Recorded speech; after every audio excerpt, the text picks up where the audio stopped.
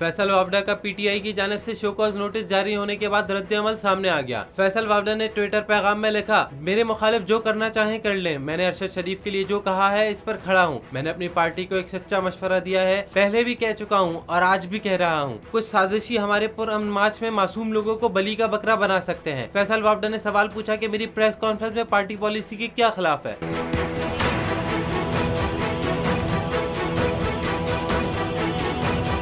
याद रहे कि फैसल वावड़ा ने कल प्रेस कॉन्फ्रेंस की थी जिसमें उन्होंने इंकशाफ किया था कि पीटीआई लॉन्ग मार्च में खून ही खून और जनाजे ही जनाजे नजर आ रहे हैं। अहम शख्सियत और कई लाशें मार्च की आड़ में आने वाले दिनों में गिरने वाली हैं। फैसल वावड़ा की प्रेस कॉन्फ्रेंस पर कई पीटीआई रहनुमाओं ने तनकीद की है।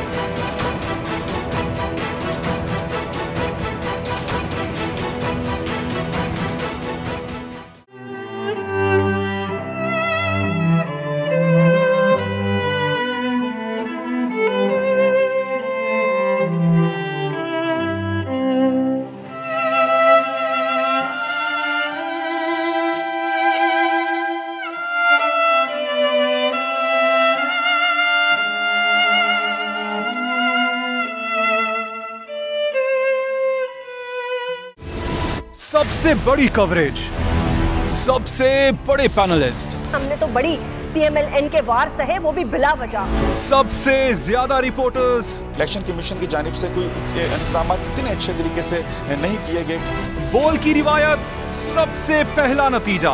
अहम खबर है बहावलनगर भी कप्तान का, पीटीआई कामयाब, मुकम्मल गैर हतमी गैर सरकारी नतीजा सिर्फ बोल न्यूज पर। लम्हा बा लम्हा इलेक्शन की खबर सिर्फ बोल पर। सब्सक्राइब करें और बेल दबाएं ताकि कोई खबर रह न जाए।